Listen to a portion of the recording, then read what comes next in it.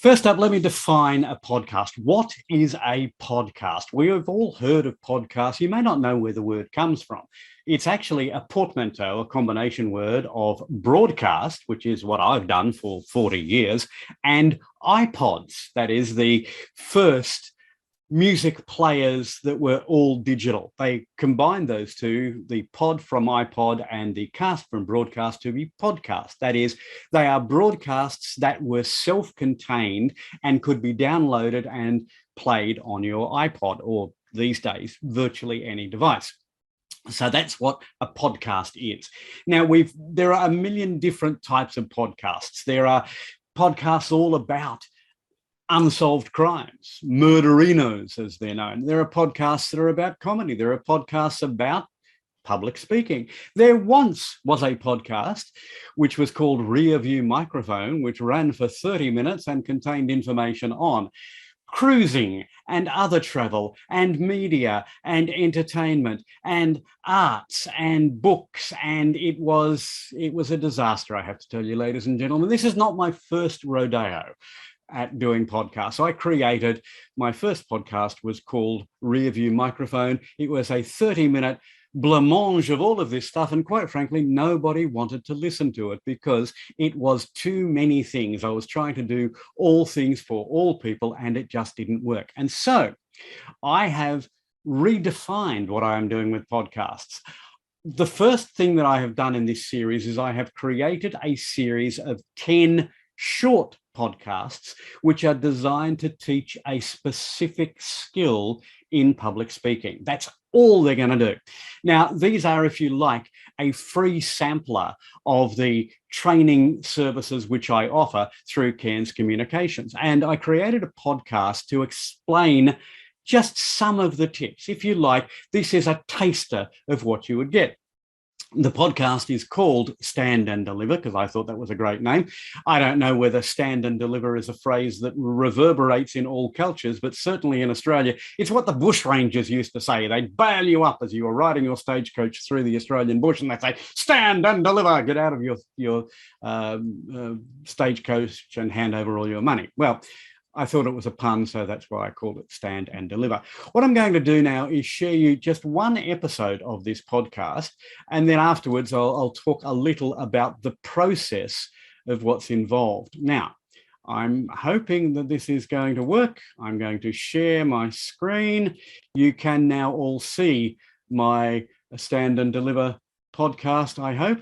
I'm now going to play just one episode. I will play episode 4, because that's only 3 minutes and 40 seconds.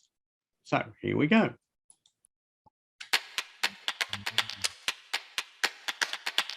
G'day and welcome to Stand and Deliver. This is a short course in public speaking designed to help make you a better, more confident speaker in just 2 months. I'm Graham Cairns, the owner of Cairns Communications. I'm an award-winning public speaker who's taught public speaking and communication skills for decades. I've trained people at universities and government departments, in private companies and private citizens. And over the next 10 podcasts, I've distilled my top 10 tips to help you stand and deliver. At the end of each podcast, you'll be able to put into practice the tips we talk about. So get ready to stand and deliver.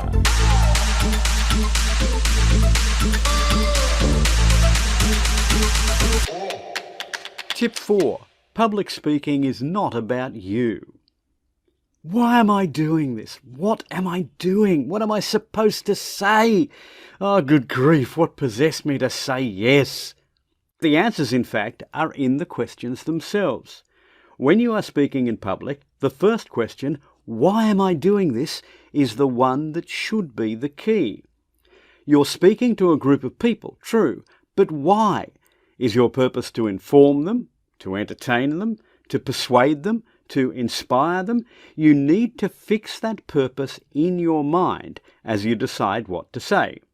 We'll look at how to say it soon, but the most important question is why you are doing this. Let's consider one of the most common reasons for new speakers to make a presentation, the social occasion. Let's assume you've been asked to say a few words at your son's wedding. What's the purpose of your speech at your son's wedding? It is, in most cases, to wish the young couple well as they begin their new life together. You offer some gentle advice, usually couched in terms of your own experience. You help your son's family and friends bond with his partner's family and friends by telling some humorous anecdotes from his early years. And you help those who are there to celebrate join in the celebration. Notice the one constant? The speech is not for you, it's for your audience. The same is true of a presentation to inform. It's not about how eloquent you are, it's about them learning something. In future podcasts, we'll look at the specifics, but for today, the most important thing I can say to you is that public speaking is not about the speaker, it's about the public. So fix that purpose first and foremost, and you'll be less nervous because, well, it's not about you, is it? Now, you can go ahead and download Stand and Deliver's Tip 5 straight away if you like, but you might like to put into practice the tip we've just talked about. Why not practice making a speech for a life event? Imagine it's your best friend's birthday and you want to say something at their birthday party. But remember, it's all about them, not about you. So give it a go. Meantime, I'll look forward to chatting again next time.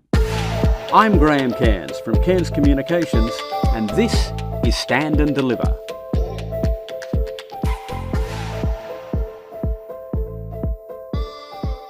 All right, well, don't need the rest of the theme, which only goes for another few seconds. So that is episode 4 of Stand and Deliver. Did it work? Is it working? We'll talk about that in a moment. Let's talk first about technical equipment. What do you need to create a podcast? Well, first you need a microphone, well, duh, and a way of recording, and you need something to say. That would also be useful. The particular microphone that I use is, you don't really require all of the Christmas paraphernalia, which is around this particular one. I use a blue microphone. This is a Yeti Blue. It's a really nice microphone. The reason that I use this particular one is that it's great for doing interviews because it has different setups for the microphone. You have a microphone where just you can be heard. You can also set it up so that it can record in stereo. It can record an entire room, or really importantly, it can record an interview, so just one side and the other. So you need a decent microphone. You need a computer to record it. In my case, I don't have a soundproof room, but I bought some from eBay, some soundproof baffling, and I have surrounded my microphone with that. So that's the equipment that you need.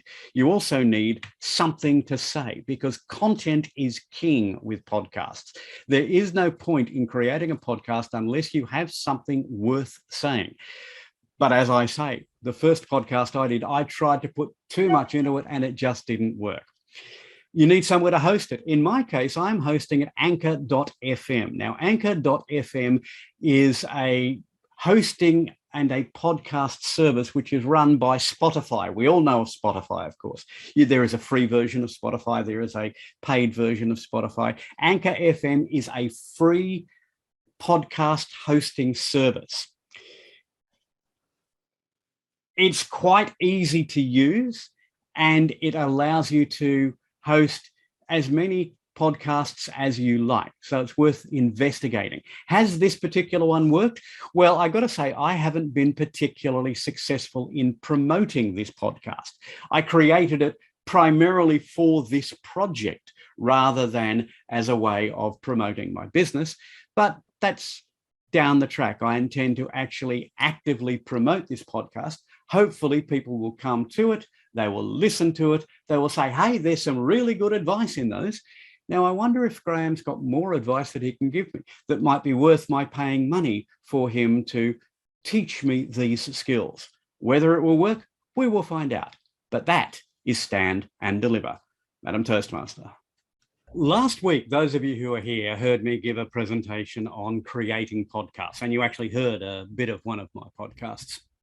And As part of that, I mentioned that I was using specific software to create the podcast. I was using Audacity and I was using Anchor.fm to host my podcast. And people said, oh, I wish you could tell me a bit more about that. And so that's what I'm going to be doing. Now, this, I have to tell you, despite what Jim says, is not going to be a full and comprehensive look at Audacity. I mean, I actually do a 2-hour educational on using Audacity for podcasts, but it will be a basic introduction to Audacity and how it works. Now, in case you're wondering, Audacity, A-U-D-I-C-I-T-Y, Audacity, A-U-D-A-C-I-T-Y, is a free software. Audacity.org is the place where you will find it. And I'm going to actually show you Audacity and show you how it works. You should, at this stage, be able to see Audacity on the screen. Am I correct?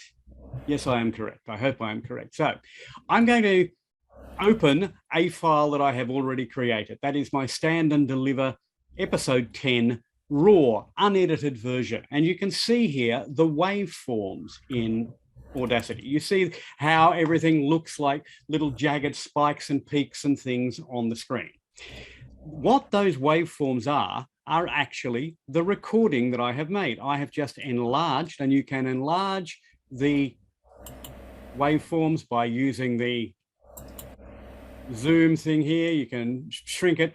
You'll notice there are lots of things that I could show you, but one thing I am going to show you up front is you'll notice here, this bit here looks almost identical to the bit that's right next to it. Anyone got any idea why that would be the case? Probably because it's a false start. In fact, if I make sure that I have in my share screen, I'm going to have to turn off share screen because I should have checked this first and I didn't. Let me make sure that I have audio turned on, and there you go, I didn't.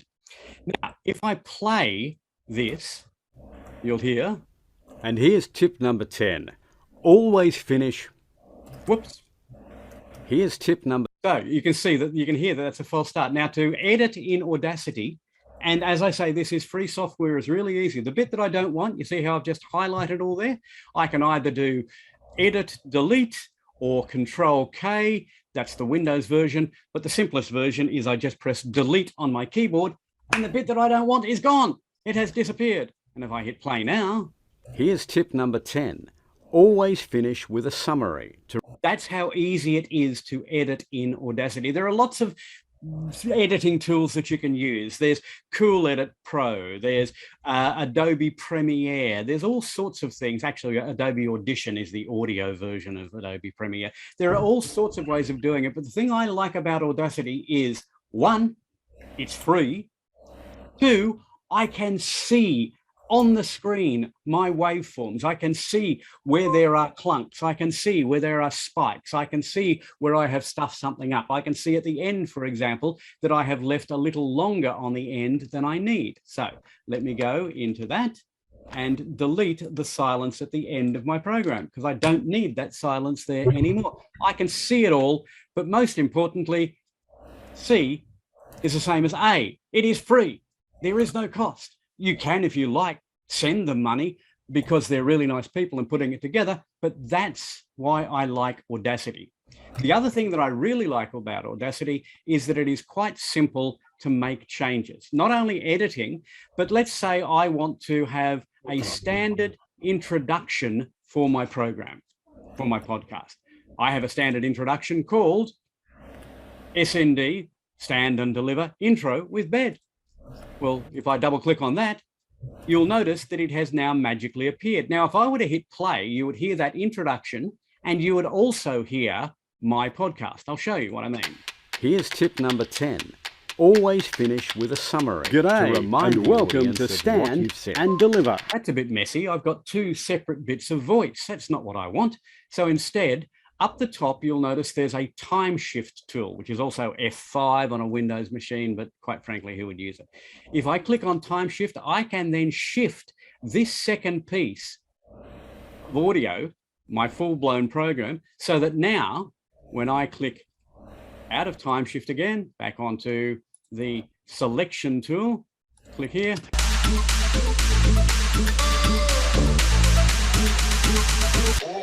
Here's tip number 10. always finish. So that sounded all right, but I think I probably need my podcast to come in just a little bit earlier. I want it to come right on the end of that. Oh, so here we go.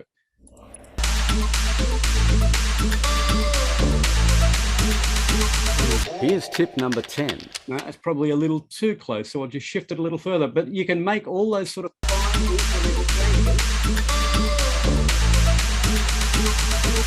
Here's tip number 10.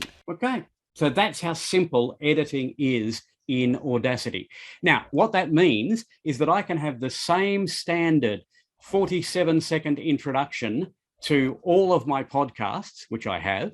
I can have the same 15-second outro to all of my podcasts, which I have, and then I can just record the bit in the middle that changes from podcast to podcast. Once I've done that, I go File, Export as an MP3, and decide where I'm going to save it to. Now, I'm not actually going to save that to anywhere because I don't need to. I've already done that. I've in fact uploaded the podcast, which brings me to the next thing that I said I would talk about. I mentioned hosting a podcast. Anyone here thought about a podcast but got no idea where they would put it, how you would deal with it? Let me show you this. There's a website called Anchor.fm. You're seeing my browser at the moment, I'm assuming. Let's go Anchor.fm. This is a website which is hosted by Spotify. So Spotify actually run it, and that means that every podcast that you put up is available to everybody on Spotify. You can either sign in if you have an existing account, or you can just click Get Started. This will allow you to record your podcast. You can actually record your podcast direct to the website. If you don't want bells and whistles, if you don't want to muck around with things like Audacity and editing and doing all that sort of stuff, you can use their basic, simple stuff here. And it is quite simple. You just need to create an account. I'm actually going to sign into mine. You don't need to know what my password is, so I'm not going to give you that.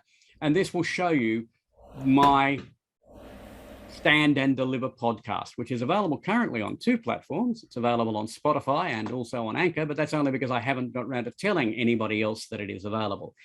It'll show you how many episodes there are.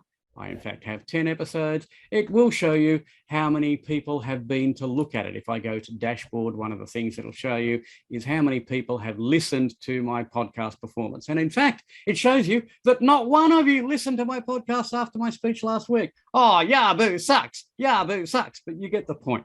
I haven't been actively promoting this, but it shows you how to do it. And it is really simple. But best of all, it is really free. So what's the one thing I can say about both audacity.org and Anchor.fm? They are both free, they are both easy, and most importantly, they are both free. And that is how to use Audacity and how to use Anchor in a nutshell. Oh, I'm in a nutshell. Mr. Toastmaster. Thank you, Graham Cairns. Appreciate that. Appreciate your stepping up and delivering a great presentation, a very useful presentation. Audacity is one of my all-time favorite programs for the very reasons that you mentioned. It's easy to use, which I really appreciate, and it is, as you mentioned, free. I love that. So I would urge everybody that's involved in recording their audio pearls of wisdom to get familiar with Audacity. You will be very grateful for doing that, and you'll be grateful for Graham for showing us the way.